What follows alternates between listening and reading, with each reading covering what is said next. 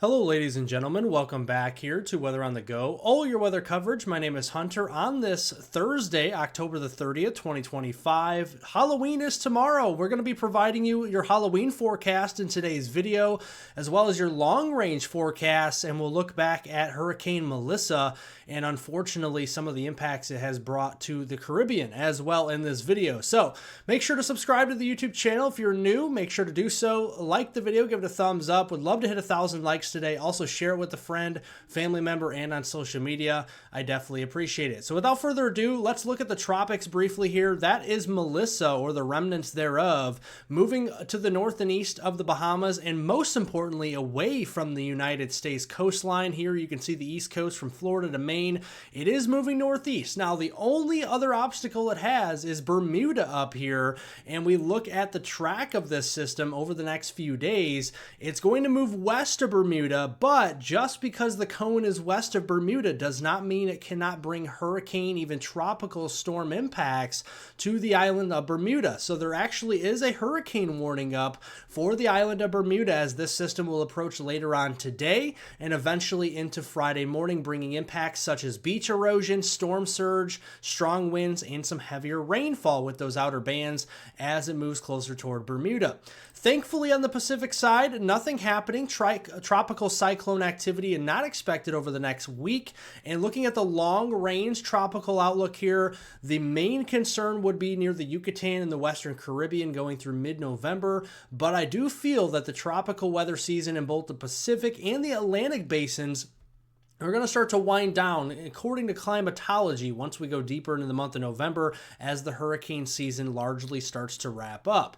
We look at the intensity there again for Melissa. This is going to continue to drop down into Category 1 criteria, eventually weakening to a tropical storm and then a post-tropical cyclone once it's in the far northern Atlantic. As it continues to move northeast, it's going to be moving into some more cooler water temperatures, and that is a hostile environment for a hurricane because hurricanes love warmer water temperatures. So thankfully, this system will be weakening here each and every minute, each and every hour that we do see pass.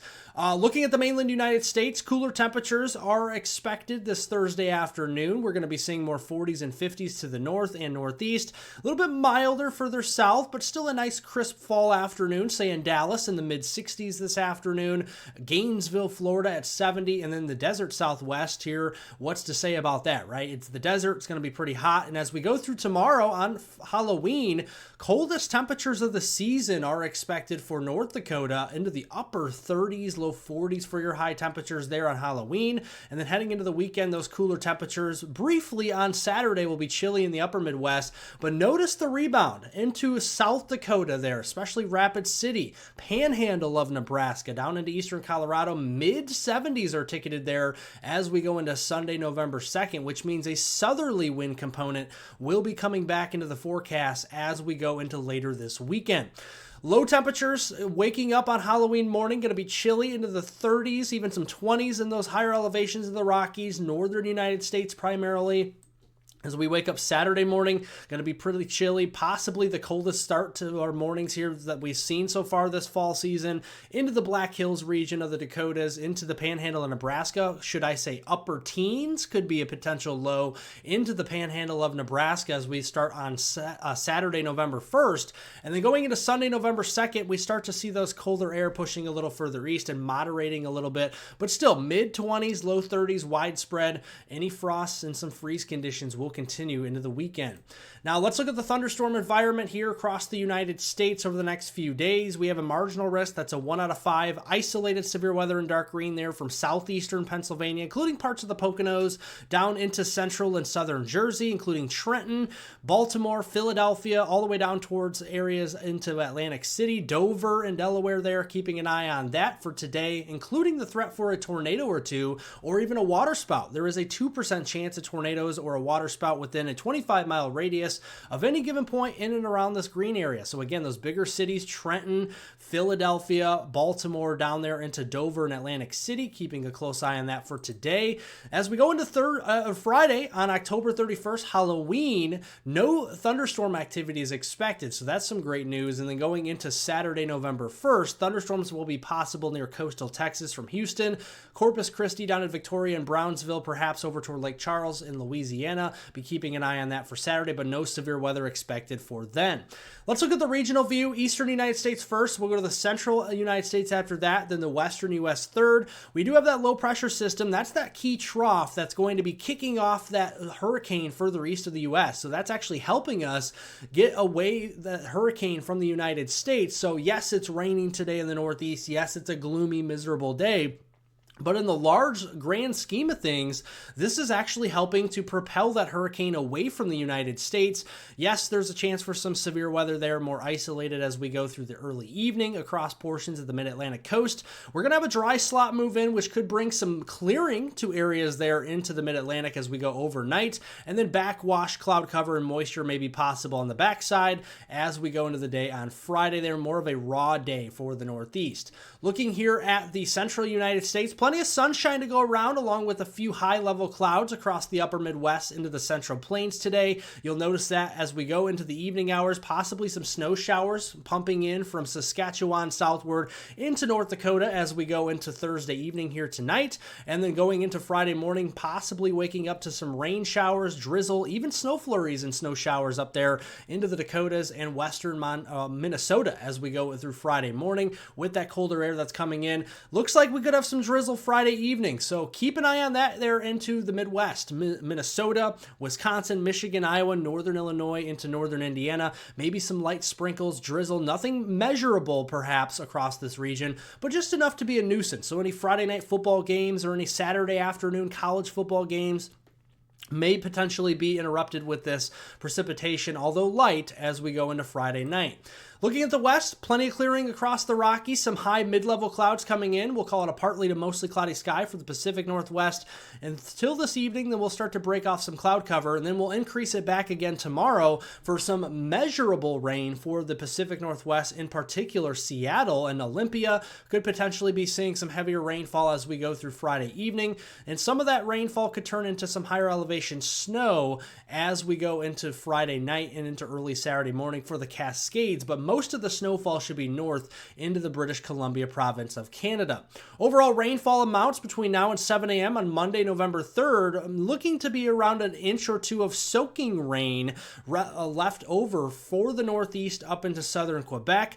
Drier conditions in the central and southwest especially, and then starting to pick up with the moisture again in the Pacific Northwest, Seattle, Olympia, down there toward Portland, keeping an eye on maybe an inch or so of rain there. Snowfall is void of the United States. You have to look further to the north, up into British Columbia, Yukon, or Alaska to really get a bigger snow, and especially in the higher elevations, could be seeing feet of snow there through 7 a.m. on Monday, November 3rd.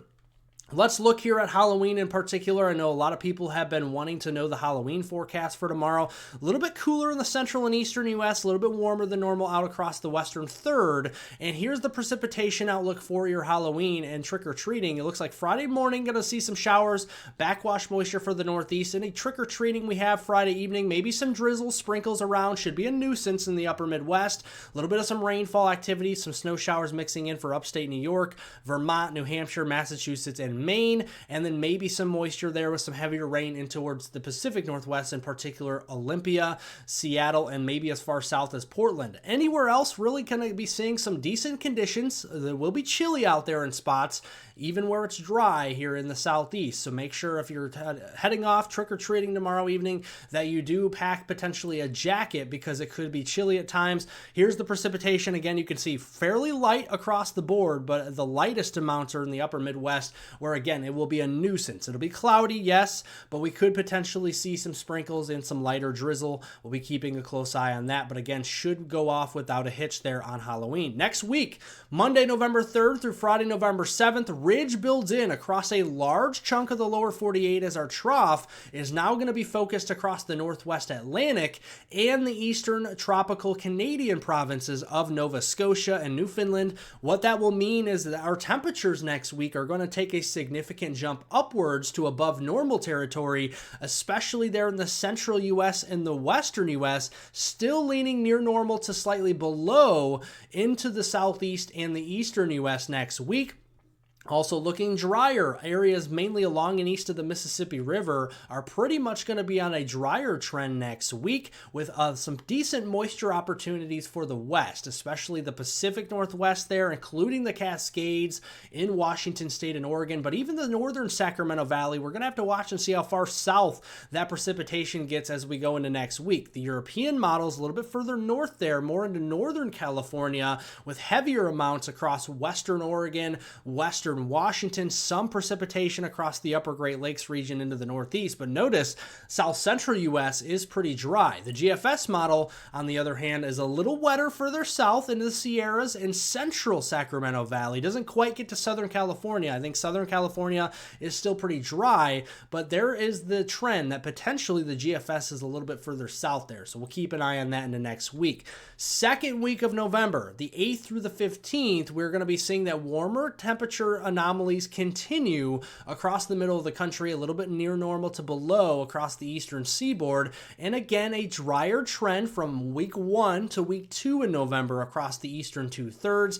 Again, a little bit wetter across the Pacific Northwest and the southwestern Canadian provinces. We're talking British Columbia, Alberta, Saskatchewan, and perhaps even into Manitoba as we go into the middle of the month of November. Some of that could be in the form of some snowfall, especially, again, British Columbia, no surprise, heavier storm systems moving in, higher elevation snow, feet of snow will be possible, but a few inches could also be possible east of there into Alberta, into Saskatchewan, Manitoba, and Western Ontario. Should I even say Quebec could get in on the fun with the snowfall as well?